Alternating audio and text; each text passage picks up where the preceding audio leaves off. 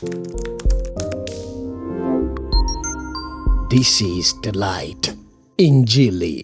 I grew up in New Orleans. My mother worked as a daycare assistant at the Jewish Community Center.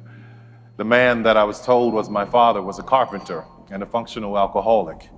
He was abusive to my mother and I.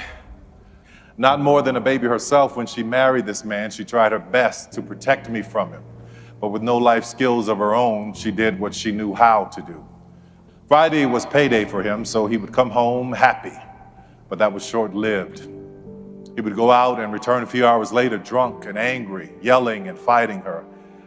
As I look back over my life, there were many people that had a hand in shining light into my darkness when I was growing up. I had just started junior high school, and in order for me to get to high school, I had to walk through the drug dealers, literally step over the and the drug addicts, walk through a graveyard, then in the next block past gang members, and then go through the projects, and then come to a 6-lane intersection, and it was always busy, but just beyond that was the school.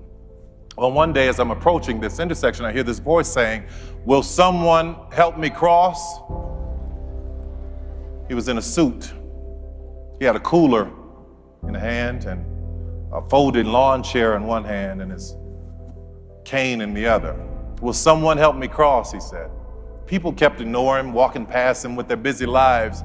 We were poor, but we were busy. I don't know why poor people are so busy. I said, "I'll help you," in my 13-year-old changing voice. He said, "Well, thank you, son. May I have your shoulder?" I said, "Yes, sir." He said, "Don't trick me now." I said, "No, sir, I won't."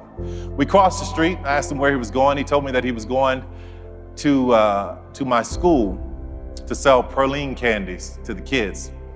So I helped him to the school, and he said thank you, and he told me that God would bless me for my kindness.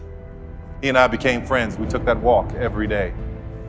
I came out of school one afternoon, and there he was sitting outside in that lawn chair selling praline candies, 25 cents. And I saw one of the kids try to buy candy, right?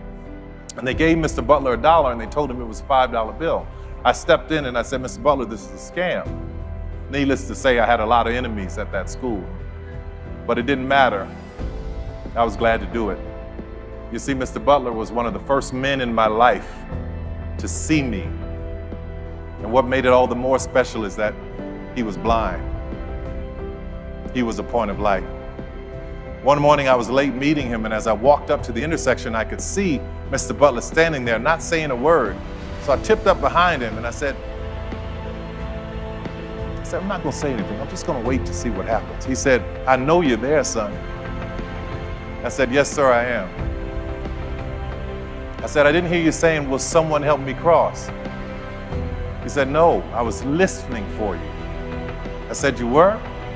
He said, "Yes.